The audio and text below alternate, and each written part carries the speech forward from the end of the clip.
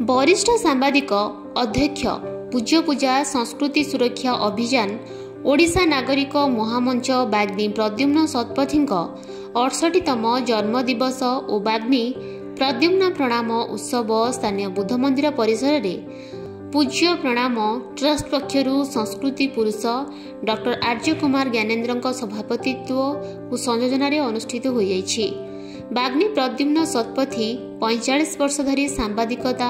पूज्य पूजा ओडिशार कला संस्कृति परंपरा को आगे नेबा सहित जातीय और अंतर्जातीय स्तर में ओडिशार सम्मान गौरव को वृद्धि करने जड़े दक्ष स्पष्टवादी व्यक्तित्व भाव में तांकर कार्यधारा आज युवपीढ़ी को प्रेरणा जोगाइब बोली विशिष्ट अतिथि स्वामी ब्रह्मानंद सरस्वती प्राक्तन मंत्री निरंजन पट्टनायक पद्मश्री डॉक्टर देवीप्रसन्न पट्टनायक पूर्वतन विचारपति रतिकांत महापात्र डॉक्टर बुद्धदेव मिश्र प्रोफेसर हरेकृष्ण शतपथी मत व्यक्त करथिले। प्रद्युम्न बाबू जड़े विस्मय और अनन्य प्रतिभा बोली अतिथि समूह मत व्यक्त करथिले। धन्यवाद पूर्वक श्रीजुक्त शतपथी तांको उत्तरदायित्व आहुरी वृद्धि पाइछि बोली कहिथिले। एही अवसर में विशिष्ट आईनजीवी डॉक्टर शंभु पाणिग्राही को प्रद्युम्न प्रतिभा सम्मान 2025 प्रदान करा दैथिला। प्रातः समय रे ओडिशा नागरिक महामंच पक्षरु डॉक्टर प्रदीप कुमार विश्वाल पूज्य पूजा पक्षरु कवि सुनील मिश्र सशक्त ओडिशा पक्षरु विजय प्रधान विजय परिड़ा सीतांशु महाराणा मोहन दल सिंह राय प्रमुख शुभेच्छा ज्ञापन करथिले। श्रीजुक्त शतपथी को शुभ जन्म दिवस अवसर में विभिन्न व्यक्तिविशेष संगठन शुभेच्छा जणाइथिले। सांबादिक अरविंद त्रिपाठी धन्यवाद अर्पण करथिबा बेले सीतांशु शेखर महाराणा संयोजक बापू ओझा डॉक्टर प्रदीप कुमार विश्वाल वरुण राज नारायण खुंटिया प्रमुख कार्यक्रम परिचालन करथिले। 1434 मसीहा जून मास 29 तारिख में कपिलेन्द्र देव बिंदुसागर उपरे शपथ नेले कहले मो राजा रुहे मो राउत एवं आज ठारो ओडिया भाषा ओडिशा शासन कोन हला पंच शताब्दी सृष्टि हेछि। सारा भाषा शासन जे सिद्धेश्वर बनाइছে सारा दास अतिमा जगन्नाथ दास अच्युत दास जसवंत दास कौन रखछि सर गोटे उदाहरण 1556 मसीहा समस्त हाथ में भ्राम्यमान दूरभाष यंत्र अच्छी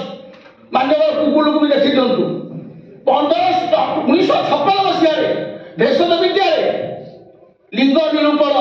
यंत्र प्रयोग है किंतु आपण जानते 600 वर्ष पूर्व ओडिया जाति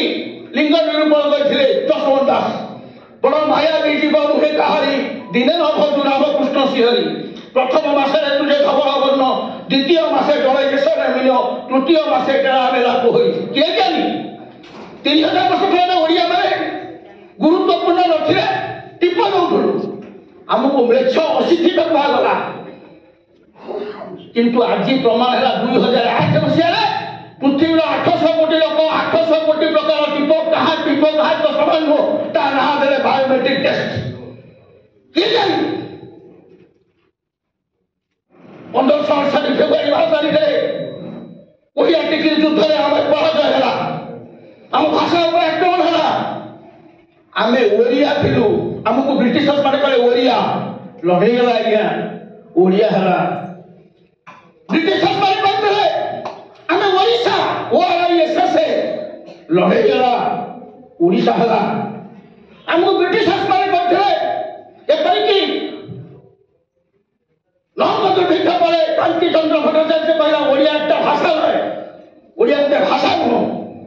आम लड़े कलु आखिरे आंगुठी गेंजिकी आम भाषा शास्त्रीय मान्यता पाइला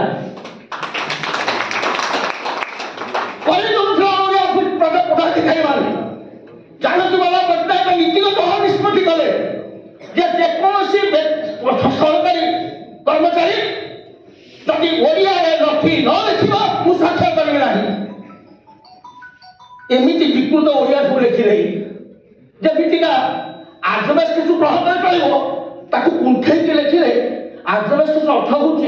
बक्रायित तरंगायित वज्र चूनक फलक किए लिखे डेलीभरी अर्थ कौन ना निष्ठा ବିକଟ ଓଡ଼ିଆ ତାକୁ ଲେଖିଲେ ମୁଖ୍ୟ ଶାସନ ସଚିବ ଥିଲେ ସେ ଲେଖିଲେ ଯାହା ଅଛି ତାହା ଥାଉ ଇତି ସହସାହୁ ସହଦେବ ସାହୁକୁ ଯାହା ଅଛି ତାହା ଥାଉ ଇତି ସହସାହୁ ବିକଟ ଓଡ଼ିଆ କହିଲେ ତା ଭାଙ୍ଗିଲା ଆମ ଆନ୍ଦୋଳନର ଭାଷା ଏଠି ଅନେକ ଅଛନ୍ତି ଯୋଉମାନେ ପରମ୍ପରା କରିଛନ୍ତି ବେଲୁଧର ହଟ୍ଟନଠୁ ଆରମ୍ଭ କରିକି ଦେବୀ କୃଷି ବିଜୟ ବେଳାମାନ ପର୍ଯ୍ୟନ୍ତ କିଷାନ କଲେଜ ପର୍ଯ୍ୟନ୍ତ କଣ ହେଲା ଭାଷା ବିଶ୍ୱବିଦ୍ୟାଳୟ କଲେ ଓଡ଼ିଆ ଭାଷା ବିଶ୍ୱ ଅନୁବାଦ ତାଲିକାରେ ସ୍ଥାନିତ ହେଲା ଓଡ଼ିଆ ଭାଷା ସର୍ବୋଚ୍ଚ ନ୍ୟାୟାଳୟ ଉଚ୍ଚ ନ୍ୟାୟାଳୟ ରାଷ୍ଟ୍ରପତି କାର୍ଯ୍ୟାଳୟ ପ୍ରଧାନମନ୍ତ୍ରୀ କାର୍ଯ୍ୟାଳୟ ପ୍ରବେଶ ହେଲା ଗୁଗୁଲରେ ସ୍ଥାନିତ ହେଲା ସେତିକି ଆମେ କପି କଲୁ ଯାହା କହିଲେ ମହର୍ଷି ସ୍ୱାମୀ ବିବେକାନନ୍ଦ ସରସ୍ୱତୀ ଆମେ କହିଲୁ ଭାଷା ଭାଷା ଭାବ ପ୍ରବଣତାରେ ନୁହଁ ପେଟ ପାଟଣାରେ ନିଯୁକ୍ତ ଭାଷା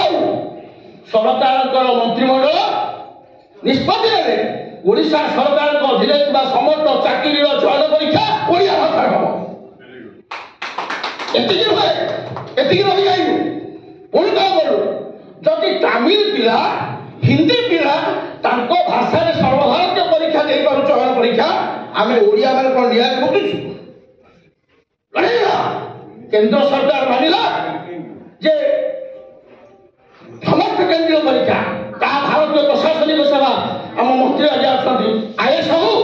ଆଇଏଫଏସ୍ ଆଇଏସ୍ଏସ୍ ହଉ ଯେକୌଣସି କେନ୍ଦ୍ରୀୟ ପରୀକ୍ଷା ଓଡ଼ିଆ ଭାଷାରେ ଆଜି ହବ ସେଥିରେ ରହିଗଲୁ ଆମେ ତ ବୈଷୟିକ ଶିକ୍ଷା ଭେଷଜ ବିଦ୍ୟା ମେଡିକାଲ ସାଇନ୍ସ ଆଣ୍ଡ ଟେକ୍ନୋଲୋଜି କାହିଁକି ଓଡ଼ିଆ ଭାଷାରେ ହବ ଭୁବନେଶ୍ୱରରୁ ଅରବିନ୍ଦ ତ୍ରିପାଠୀଙ୍କ ସହ ରୀନା ମହାନ୍ତିଙ୍କ ରିପୋର୍ଟ ଉତ୍କଳ ବୁଲେଟିନ୍।